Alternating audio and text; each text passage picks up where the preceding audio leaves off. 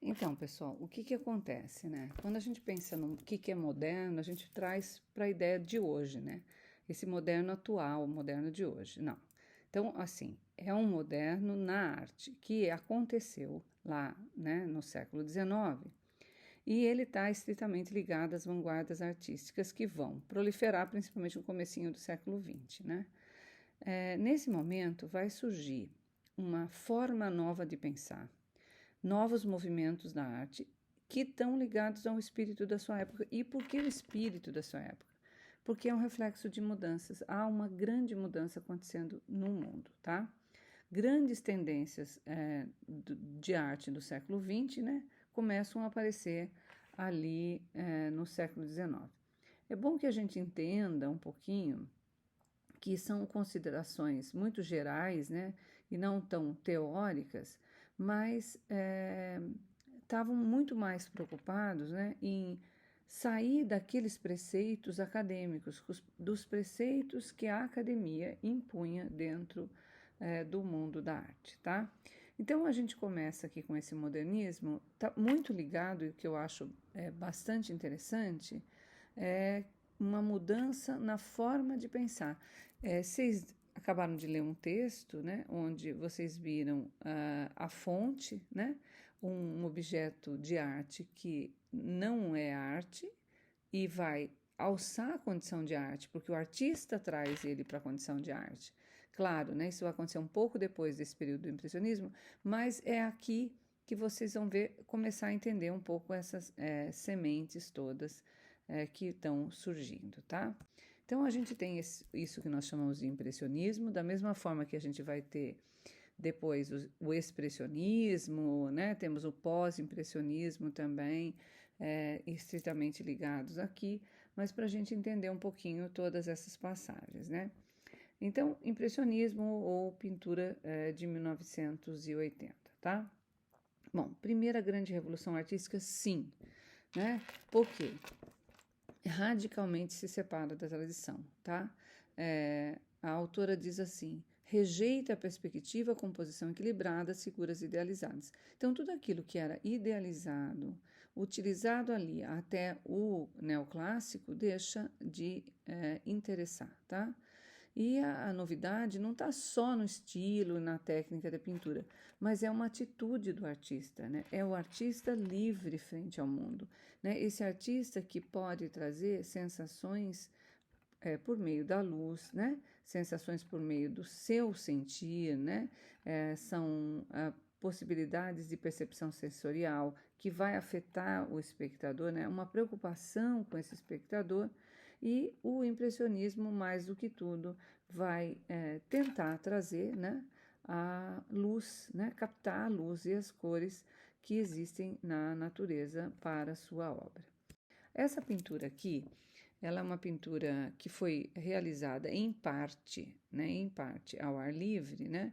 E essa é a grande descoberta de todos os artistas desse movimento.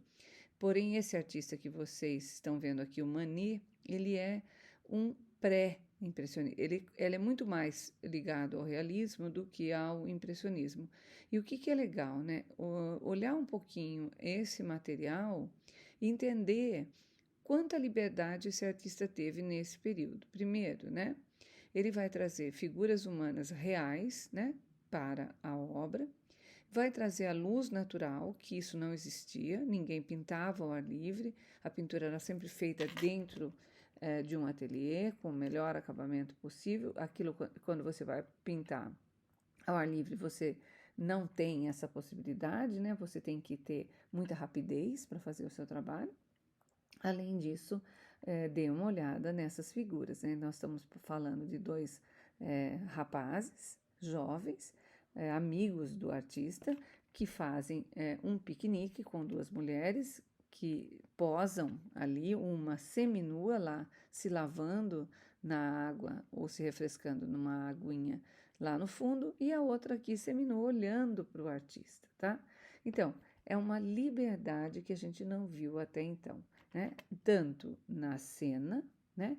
Nessa montagem dessa cena, quanto essa pintura ao ar livre. Então, vocês imaginam que dois homens e duas mulheres vestidas desse jeito, numa época como aquela, né? Mesmo que fosse para fazer uma pintura, era praticamente inaceitável, né? Claro, esse quadro foi recusado muitas vezes. É um artista que continuou pintando, tinha condições financeiras para isso, mas, é claro, com profundo desgosto, foi só reconhecido após a sua morte, tá? A próxima obra que eu gosto muito de trazer, que é a obra que dá o nome ao impressionismo, né? É, é a obra O Sol Nascente do... Ó, presta atenção, eu estava falando do Manet. Aqui o artista se chama Monet. São dois artistas com nomes muito parecidos, tá? Aquele é um artista muito mais ligado ao realismo, já Monet vai ser um artista impressionista do começo até o fim da sua carreira, tá? Então, a pintura impressionista, ela mantém ainda uma temática ligada à realidade, né? Como é o caso daquelas figuras humanas ali, muito ligadas ao real, ao realismo, e mesmo aqui, a pintura de barcos, por exemplo, né? Próxima ao cais. Então, o que acontece? Ela não faz denúncia social como como a gente viu no realismo, ela não tem essa preocupação. Ela tem uma outra preocupação. Qual é a sua preocupação? Mostrar a cor que o objeto tem quando o sol incide sobre ele, tá?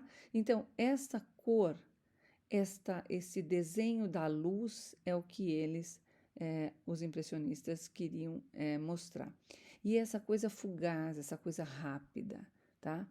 Lembrando que também é nesse período que começamos com a máquina fotográfica ou com a fotografia, né? Claro, muito diferente do que a gente tem hoje, das possibilidades que a gente tem hoje, mas a fotografia começa nesse período. Então, não havia mais a necessidade de pintar algo como aquilo é, né? Deixa isso para a máquina. Então, o artista se liberta de alguma forma para pintar aquilo que ele deseja, tá? E eles têm algumas regras. As tintas não devem ser misturadas na sua palheta, e sim lá na tela você coloca elas puras e nós, com nossos olhos de longe, quando eu olho, eu percebo a cor que o artista quis que eu quisesse ter. Não existem sombras pretas, porque os artistas garantem que na natureza a sombra no máximo chegaria a um tom de azul escuro, tá? Então, o que eles estavam querendo, né? Uma nova forma de fazer arte que estivesse ligada à sua feitura, ao seu desejo, tá? Então, eles vão utilizar das cores mais puras, das cores primárias, pinceladas curtas e cortadas muito soltas, né? Então, para eles, a ideia de pintar nobres, retrato fiel da realidade, não tem mais nenhuma função, tá? Então, agora a minha função de artista é outra, é eu captar aquele momento fugaz, né?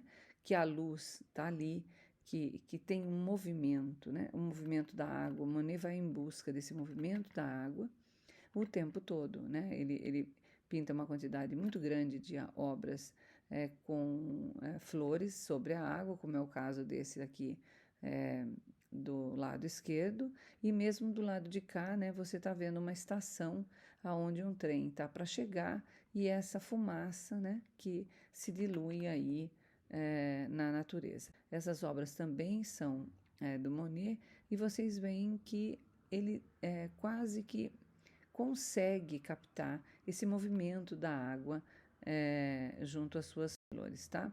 Então, algumas coisas são importantes para a gente entender no sentido da mudança, tá? O artista ele vai pintar ao ar livre, coisa que ele não fazia, ele pintava dentro do ateliê. Ele tem liberdade de tema, né? Apesar de não estar fazendo crítica social, nada, ele vai ter uma temática um pouco mais leve e as cenas quase sempre feitas em lugares pitorescos, né? Interessantes. E óbvio, né, que a primeira vez que o público entra em contato com essa pintura, o público não gosta, né? O público vai criticar e não vai achar nada bom, porque as pinceladas são soltas, são leves, ele não está preocupado com o desenho e nem com a profundidade. Então, isso tudo traz aos críticos e ao público em geral uma, vamos dizer, decepção. E por isso o nome é impressionismo e está ligado àquele sol do Monet, porque o que é eles comentam, né? Isso é uma pintura mal acabada, é a impressão de uma pintura. Os artistas pegam isso para eles e vão então denominar esse movimento de impressionismo, tá? E eles já tinham sido recusados para os grandes salões, estavam sozinhos, entre aspas, e fazem uma exposição paralela. O que são exposições de artes nesse período? Isso é interessante a gente entender um pouquinho como era esse período da arte. As cidades ou as grandes cidades, os grandes centros urbanos, tinham lá suas exposições principais, né? Onde os artistas levavam suas obras, se inscreviam, né? Para serem aceitos nesse salão. Ser aceito nesse salão significaria, né? Nome, né? E provavelmente vendas dos seus trabalhos e, por consequência, mais venda depois, né? Por reconhecimento. E a maior parte desses artistas não serão aceitos. E aí eles fazem algum salão fora, né? Fora desse circuito oficial, que eles chamam quase sempre de salão dos recusados, tá? Ou, de alguma forma, as pessoas chamam. Mas vamos voltar aqui aos impressionistas. Eles têm algumas características que são importantes para que a gente, quando olhe uma obra, possa compreendê-la como uma obra impressionista, né? Então, a pintura deve registrar as tonalidades que os objetos adquirem ao refletir a luz solar num determinado momento, pois as cores da natureza se modificam constantemente, né, dependendo da incidência de luz. As figuras não podem ter contornos nítidos porque isso não existe. A linha é uma abstração. Nós não temos figura e fundo no sentido sempre de compreensão dessa linha entre figura e fundo, né? As sombras devem ser sempre luminosas e coloridas, tal como são na natureza, e cores escuras como pretas não devem ser utilizadas porque representam as obras do passado, né? Nunca deve ser usada numa pintura impressionista. Os contrastes de luz e sombra devem ser obtidos com as cores complementares. Não sei se vocês se lembram, mas vocês estudaram um pouco isso no ano passado. O que são cores complementares? Vamos pensar que algumas cores se complementam. Eu não vou contar o que é, vocês vão buscar um pouquinho sobre isso, tá? E jamais a gente trabalhará com cor claro e escuro no sentido dos pintores barrocos, né? Porque aqui é uma nova pintura. Então, a forma de pintar e a sua técnica deve ser modificada. Então, as cores e as tonalidades nunca devem ser obtidas pela mistura da tinta. Por quê? Quem vai fazer essa mistura é o olho do espectador, né? Eu vou usar uma pincelada de amarelo e uma pincelada de azul, uma ao lado da outra, e o olho do observador, quando junta essas duas cores, vai perceber como verde, tá? Então, essa pintura vai se modificar muito. Porém, né, nós temos artistas, por exemplo, como o Degas, que pinta sempre bailarinas. Não só pinta, como também faz esculturas de bailarinas. Veja bem, as bailarinas dançam dentro de um espaço que não está lá fora. Então, para ele pintar as bailarinas, ele precisa estar dentro desse salão, por exemplo, para pintar as bailarinas. Então, a ideia de que o artista sai para pintar e está livre para pintar lá fora não é a ideia de que ele não possa pintar dentro de um espaço. Ele pode pintar dentro de um espaço, né? Utilizando a luz daquele espaço. A ideia de ateliê é que ficou para trás. A ideia daquela obrigatoriedade de pintar e terminar uma pintura dentro do ateliê, que era a ideia acadêmica. Então, isso tudo cai por terra para entrar uma pintura com muito movimento. Se vocês olharem essa obra, vocês percebem muito movimento nela, né? Parece que a bailarina está dançando, a outra está arrumando o cabelo ali do lado, né? Elas estão todas em movimento, fazendo lá os seus exercícios. Tem alguém lá falando com elas e gesticulando, explicando. Então, eu estou num momento de grande mudança nesse cenário artístico. E, pela primeira vez, vocês vão ver um trabalho que tem o que nós chamamos de recorte fotográfico. Quando ele faz essa do lado esquerdo da tela, vocês estão vendo que ele desenha metade de uma bailarina, né? Por quê? Porque ele está fazendo um recorte fotográfico nessas bailarinas. Isso é uma novidade para a época, né? Então, um artista que está trazendo também formas novas na sua pintura. Da mesma proporção, eu tenho essa outra obra, onde a bailarina principal dança no meio e eu tenho a perna da outra bailarina passando por cima da roupa dela, tá? Então é interessante que a gente vê artistas diferentes fazendo um movimento, trabalhando junto no mesmo movimento, mas com ideias ainda próprias, né? Cada um com o seu próprio estilo, tá certo? Aqui, de novo, as bailarinas, eu gosto demais dessas obras, porque eu sinto como se eu estivesse assistindo esse balé, né? Como se eu estivesse percebendo essa dança. E tudo aquilo que você não vê lá atrás, que tem uma figura de um homem e aquele movimento todo, são todas as bailarinas dançando. A ideia desse movimento que a bailarina traz da mesma forma, com esse verde atrás dessas bailarinas, tá? Nesse mesmo movimento, a gente vai ter um artista chamado Renoir. Renoir é um artista que vai em busca dos grandes e conceituados artistas do Renascimento, gregos e romanos também, para trazer essa figura humana mais realista possível, porém sem nenhuma preocupação com aquilo que era a realidade naquela época, tá? E ele tem um talento muito especial para trabalhar a figura humana, né? E principalmente a pele, né? Ele vai pincelando a pele dessas mulheres até que essa pele se sobressaia para que a gente reconheça realmente ali uma pele sem nenhuma preocupação com as técnicas acadêmicas. Para vocês verem aqui, né, um dia festivo, isso estava muito ligado à arte desse período, essa liberdade, né, esse momento pós-guerra, onde todo mundo está tentando viver o melhor possível. Eu sempre gosto de pôr essa obra porque uma discussão muito grande sempre acontece na sala, se eles não usam preto, essa roupa é preta, não, é um azul muito forte, tá? Mas não é preto, não usam a tinta preta, né? Isso era muito um pensamento bastante arraigado dos artistas impressionistas, tá? Aqui, gente, só para a gente não deixar de falar, porque eu acho bastante importante, eles vão receber uma influência muito grande de xilogravuras japonesas que estão chegando na Europa, né? Meados de 1860, principalmente na França. E o modelo japonês é muito diferente do modelo francês ou europeu, tá? Muito mais colorido, né? As cidades, as classes sociais se misturam muito mais, e isso, né? Esses vislumbres informais da vida contemporânea das gravuras vão adentrar o mundo artístico. No Brasil, a gente teve um grande artista que a gente pode considerar impressionista, que é o Eliseu Visconti, tá?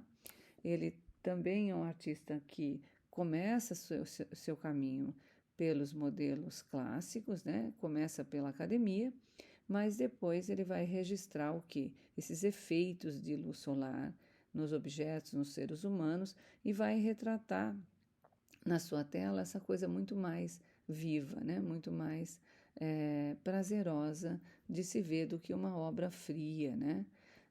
Então a gente tem também no Brasil esse tipo de obra que eu acho bastante interessante, porque muitas vezes a gente pensa que só temos obras impressionistas fora. Não, a gente vai receber essa influência também aqui no Brasil. A gente não chama nossos artistas de impressionistas porque eles não estavam lá fazendo parte do movimento, né?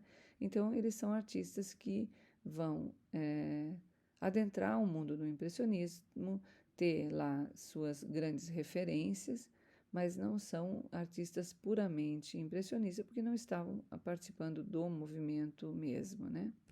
Aqui tem uma obra também impressionista do mesmo artista, que é Luiz Confilho, né? E vocês veem todo esse colorido que o sol dá para as plantas, essa mulher com filho, né?